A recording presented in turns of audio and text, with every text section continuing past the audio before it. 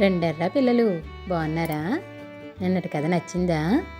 మరి నేను చెప్పే కొత్త కొత్త కథలు వినడానికి నా ఛానల్ని సబ్స్క్రైబ్ చేసి లైక్ చేయండి. మరి మీరు నా ఛానల్ని సబ్స్క్రైబ్ చేసి కథలు వింటే నాకు ఎంతో హుషారుగా ఉంటుంది కదర్రా. సరే ఈరోజు మన కథలోకి వెళ్ళిపోదామా? ఈరోజు మన కథ యువరాజు భూతం.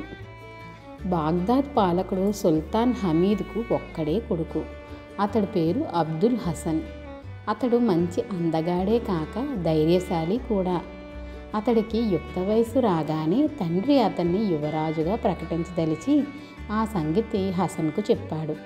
హసన్ తండ్రితో, నేను యువరాజుగా కొంత పరిపాలనా బాధ్యత స్వీకరించే ముందు ఒకసారి రాజ్యంలోని అన్ని ప్రాంతాలు చూడాలనుకుంటున్నాను అన్నాడు. సుల్తాన్ అందుకు సరేనని, లోకంలో చాలా మంచి మనుషులు ఉన్నట్టే పరమ దుష్టులు కూడా ఉంటారు. ఈ ప్రయాణంలో నీకు తోడుగా మన వజీరుతో పాటు మరికొందరు నౌకర్లను కూడా పంపుతాను అన్నాడు. ఆ ప్రకారమే హసన్ వెంట వజీరు, ఆయుధదారులైన 10 మంది నౌకర్లు బయలుదేరారు.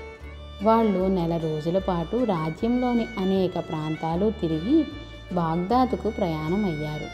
దారిలో వారికొక కొండ ప్రాంతం తగిలింది. అక్కడ కొండ దిగువన ఒక చోట నౌకర్లు గుడారాలు వేశారు. హసన్ తనకు నిర్మించిన గుడారం ప్రవేశించుతున్నంతలో వజీరు గుర్రాన్ని వేగంగా దౌడి తీయిస్తూ అక్కడికి వచ్చి గుర్రం దిగి, ప్రభు, మీకు అంతగా ప్రయాణబడలేక లేకపోతే నా వెంట రండి, ఒక అద్భుతమైన లేడిని చూపిస్తాను అన్నాడు. మనం ఎన్ని లేళ్లను చూసాం కాదు, నువ్వనే లేడిలో ఉన్న విశేషం ఏమిటి అని అడిగాడు హసన్. నేను చెప్పే ఈ లేడి శరీరం బంగారు మలాం అద్దినట్టున్నది.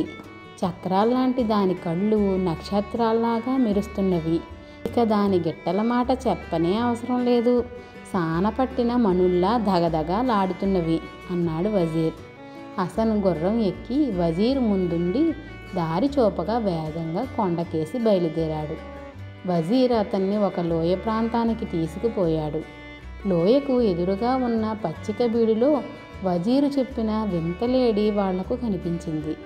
హసన్ దాన్ని చూసి ఒక్క క్షణం నివ్వెరపడిపోయి, ఆహా, ఇది కళా నిజమా?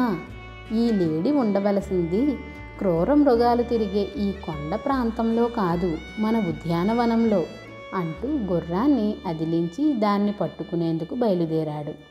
కానీ లేడి అతడికి దొరకకుండా లోయలో అటూ ఇటూ తిప్పి చివరకు కనబడకుండా పోయింది. హసన్ చాలాసేపు దానికోసం చుట్టుపక్కల వెతికాడు, కానీ ప్రయోజనం లేకపోయింది. అతడు నిరుత్సాహంగా తన గుడారాలకేసి బయలుదేరాడు. దారిలో ఒక చోట అతడికి ఒక శిథిలమైన కోట కనిపించింది. అక్కడ ఒక గోడను ఆనుకొని ఒక యువతి దుఃఖిస్తూ ఉన్నది. ఆమె అద్భుత సౌందర్యవతి. హసన్ ఆమెను సమీపించి, ఈ నిర్జన ప్రదేశంలో ఎందుకు దుఃఖిస్తున్నావు?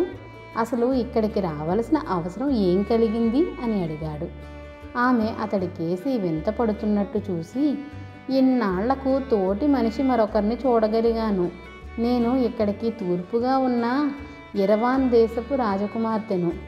వారం రోజుల క్రితం నేను చెలికత్తెలతో నదికి పోయి స్నానం చేసి రాజభవనానికి తిరిగి వస్తూ ఉండగా మేఘాల్లోంచి భూతం వాయు వేగంతో వచ్చి నన్ను చేత్తో పట్టుకొని పైకి ఎగిరింది. అది మేఘాల్లో కొంత దూరం ప్రయాణించాక హఠాత్తుగా పిడుగొకటి దాని వీపును తాకింది.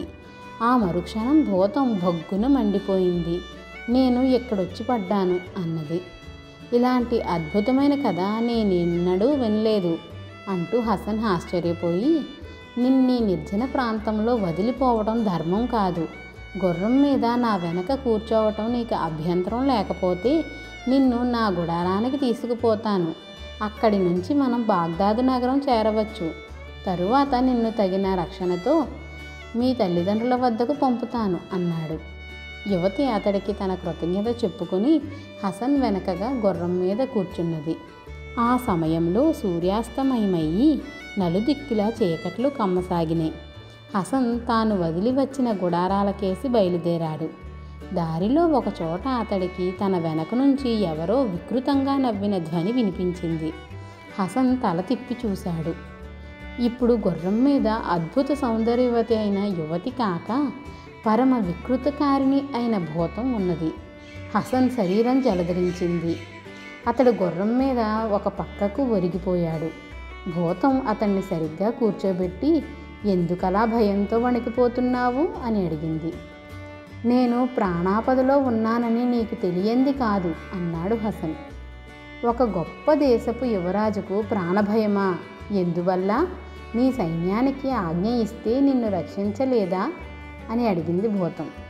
ఇప్పటి స్థితిలో సైన్యం ఎందుకు కొరగాదు అన్నాడు హసన్. నీ సంపద మాటేమిటి?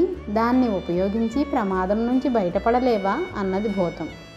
అది సాధ్యపడదు అన్నాడు హసన్. నీ బలశౌర్యాలు, కీర్తి ప్రతిష్టల మాటేమిటి అన్నది భూతం నవ్వుతూ. అవి నన్ను చిక్కు నుండి కాపాడలేవు అన్నాడు హసన్. అలాగా? అయితే ఎవరు నిన్ను రక్షించగలరనుకుంటున్నావు? నిజంగా అలాంటి వారెవ్వరూ లేరా అంటూ భూతం మరొకసారి నవ్వింది. హసన్ కొంచెం సేపు ఆలోచించి, దేవుడు ఒక్కడే నన్ను కాపాడే సమర్థుడు అన్నాడు. అయితే ఆయన్నెందుకు ప్రార్థించవు అన్నది భూతం. వెంటనే హసన్ గొంతెత్తి, దేవా నన్ను రక్షించు అంటూ కేక పెట్టాడు. మరుక్షణం భూతం గుర్రం మీద నుంచి కింద పడింది. అది పడిన చోట భగభగమంటూ తలు లేచినాయి. 1-2 క్షణాల తర్వాత ఆ ప్రదేశాన ఒక బూడిద కుప్ప మాత్రం మిగిలింది.